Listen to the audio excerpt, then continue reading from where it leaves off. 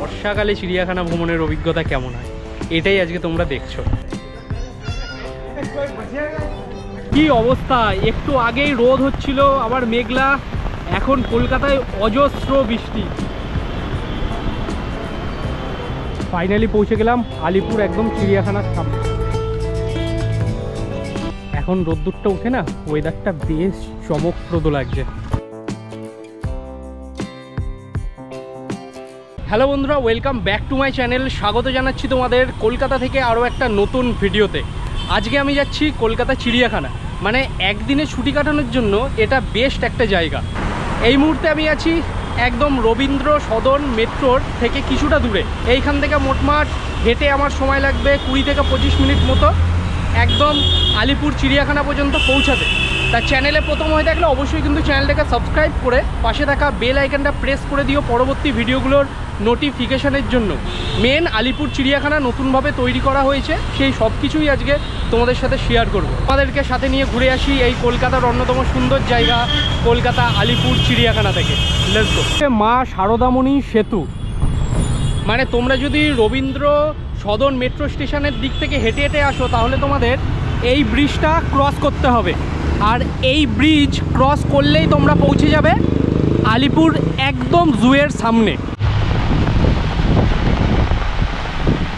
কি অবস্থা, একটু আগেই রোদ হচ্ছিল, আবার মেঘলা, এখন কলকাতায় অজস্র বৃষ্টি। সামনে যে ব্রিজটা দেখতে পাচ্ছ ওই ব্রিজটা ক্রস করে এই পাশে এলেই কিন্তু আলিপুর চিড়িয়াখানা, মানে এইটুখানি ডিস্টেন্স বাকি আর এত বৃষ্টি আরম্ভ।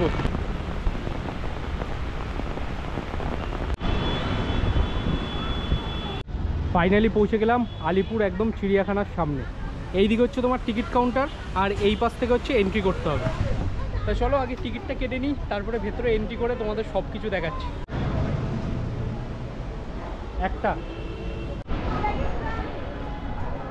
এই হচ্ছে কলকাতার অন্যতম সৌন্দর্য আলিপুর চিড়িয়াখানা।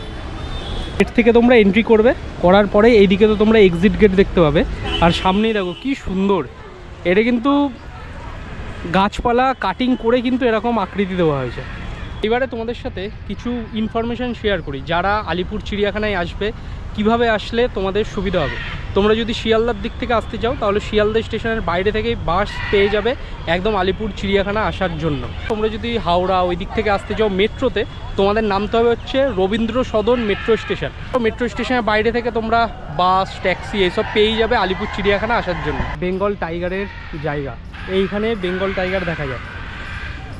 বৃষ্টি পড়ছে বলে বাঘ মামা মনে হচ্ছে একদম ঘরের মধ্যে রয়েছে।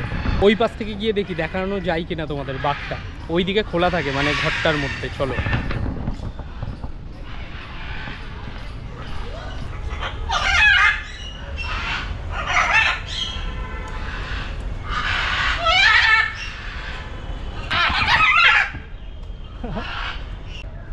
এখানে আছে কাকাতুয়া, এইটা কাকাতুয়া।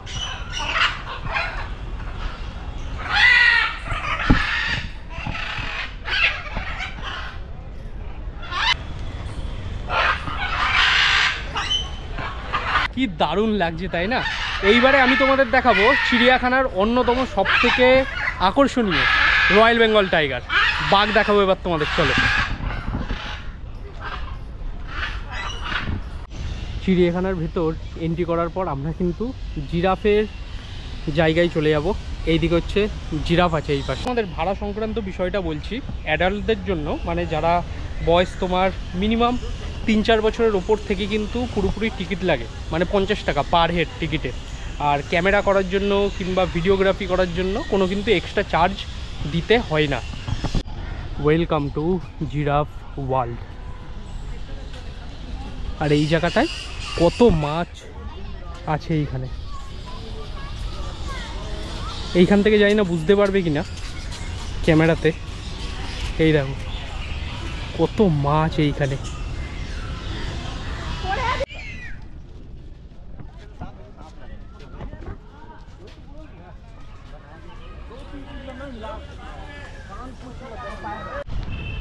এখন রোদ্দুরটা উঠে না, ওয়েদারটা বেশ চমকপ্রদ লাগছে। যারা ভাবছো এখন প্রায় ভিডিও দিতে পারছি না, অনেক দিন লেট হয়ে যাচ্ছে, কোনো দিন 4 দিন, কোনো দিন 5 দিন কিংবা 1 সপ্তাহ। এই যা বৃষ্টি হচ্ছে, বৃষ্টির মধ্যে না একদম কোথাও বেরোতে পারছি না, সেই কারণে ভিডিও দিতে পারছি না। একটু ওয়েদারটা ঠিকঠাক হলে তোমাদের বেশ ভালো জায়গায় নিয়ে গিয়ে ভিডিও দেওয়ার চেষ্টা করব। সামনে হচ্ছে তোমার সাদা বাঘ, কত কাছে দেখো। ওয়াও,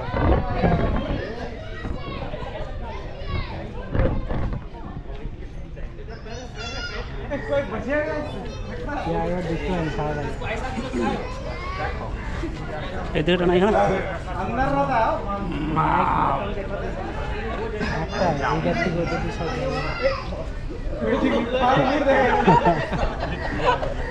এতদিন তো তোমাদের দুটো ভিডিওতে চিড়িয়াখানা দেখিয়েছিলাম, একদম গ্রীষ্মকালে শীতকালে চিড়িয়াখানা ভ্রমণের অভিজ্ঞতা। আজকে তোমাদের দেখাচ্ছি বর্ষাকালে চিড়িয়াখানা ভ্রমণের অভিজ্ঞতা কেমন হয়, এটাই আজকে তোমরা দেখছো। এক একটা গাছ, এই বট গাছটা বহু বছরের কিন্তু পুরনো। এখানে আছে সারস পাখি।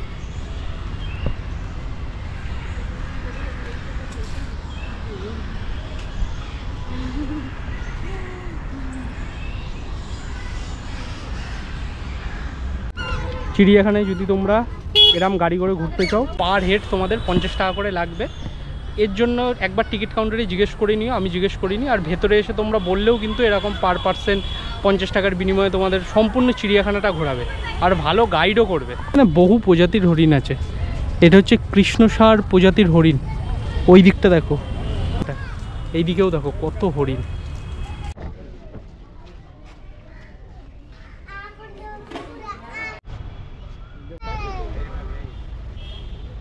ভাল্লুক তোমাদের দেখালাম, দুটো ভাল্লুক দুটো জায়গায় বসে, এবং দুটোই আলাদা আলাদা প্রজাতির। একটা হচ্ছে হিমালয়ান ভাল্লুক, আর একটা হচ্ছে কি পৃথ ভাল্লুক, এরকম কিছু একটা বললো। তো এখানে কত স্টল আছে।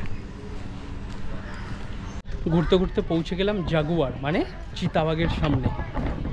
এই দেখো চিতাবাঘ ওইখানে বসে আছে।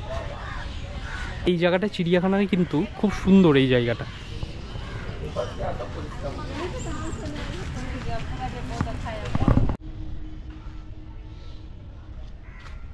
এবার তোমাদের দেখাচ্ছি এমু পাখি। এইটা হচ্ছে এমু পাখি। এইগুলো না অন্য টাইমে গরমকালে এলে ঠিকঠাকভাবে দেখা যায় না, যেহেতু বৃষ্টি পড়েছে সব বাইরে বেরিয়েছে। এগুলোকে বলে এমু পাখি। ঈগল পাখি দেখো। এই বল্ড ঈগল পাখি আমেরিকান প্রায় 50 বছর কিন্তু বাঁচে। এইখানে কিন্তু তার সব কিছু দেওয়া আছে। মানে ভাবতে পারছো 50 বছর কিন্তু এই ঈগল পাখি বাঁচে। যারা একটা দিন ছুটি পেয়েছো, এরকম 4-5 ঘন্টা কাটাতে যাও, তাহলে চিড়িয়াখানা কিন্তু অন্যতম বেস্ট একটা জায়গা। ফ্যামিলি মেম্বার কিংবা বাড়ির খুদে সদস্যদের নিয়ে চিড়িয়াখানা কিন্তু বেশ ভালোভাবে এক্সপ্লোর করা যায়।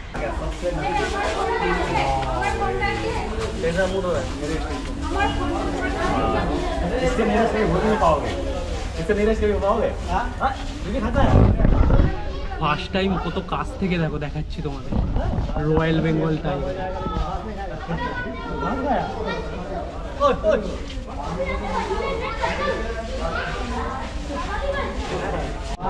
এই যে পুরো গ্লাসের জায়গা দেখতে পাচ্ছ, এইগুলোই কিন্তু নতুনভাবে তৈরি করা হয়েছে। মানে মানুষ তো থাকবে এইখানে, আর বাঘ থাকবে এরকম খোলা জায়গায়। বাঘ না, অন্যান্য বিভিন্ন প্রাণীরা। তা আজকে রয়্যাল বেঙ্গল টাইগার না একদম কাছ থেকে তোমাদের দেখালাম। যদি কখনো সুন্দরবন ট্রিপ করি, ওই এক্সপিরিয়েন্স আলাদা হবে যদি ভাগ্যে থাকে। এইটা অনেক কাছ থেকে দেখলাম। এখন তোমরা যদি আসো এখানে একদম পরিষ্কারভাবে কাছ থেকে দেখতে হবে। অবশেষে হরিণের দেখা, কি দারুণ লাগছে দেখো হরিণ।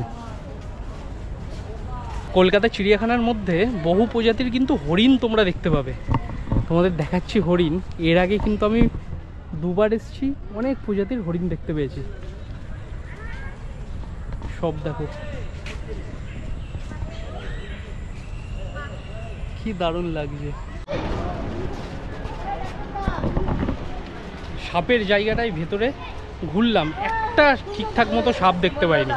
কারণ তোমার ভেতরে না সব সাপ একদম কাঠের গুঁড়ির মধ্যে, তারপরে ওদের যে ছোট ছোট জায়গা করে দেওয়া আছে ওইখানে আছে, একটা কিছু দেখা যায়নি। হয়তো গরমকালে ঠিকঠাকভাবে দেখা যায়। এইগুলো সব কুমিরের জায়গা।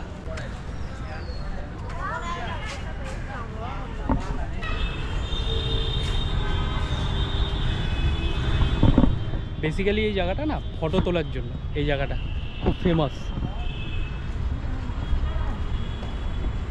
এবং এখানে তোমরা বারশিঙা দেখতে পাবে, এক প্রজাতির প্রাণী। ওই দেখো অনেকটা হরিণের মতো দেখতে, ওর নাম হচ্ছে বারশিঙা। এই জায়গাতেও কিন্তু হোয়াইট টাইগার আছে। সাদাবাগ তো এক জায়গায় তোমাদের দেখালাম, ওর খিদে পেয়েছে, আর সেই সময় আমাদের মতো পর্যটকরা ওর সামনে বিভিন্ন আকার আকৃতি করছে। ওই একবার যদি ছাড়া পায় সব শেষ।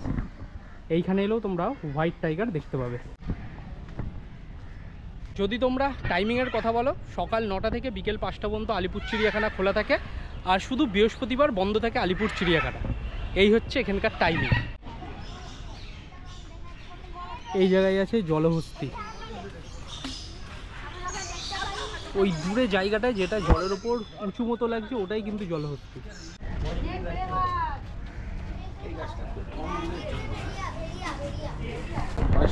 এখন আমি দাঁড়িয়ে আছি সব থেকে চতুরের চতুর প্রাণীদের মধ্যে, শিয়াল মামার সামনে। এরা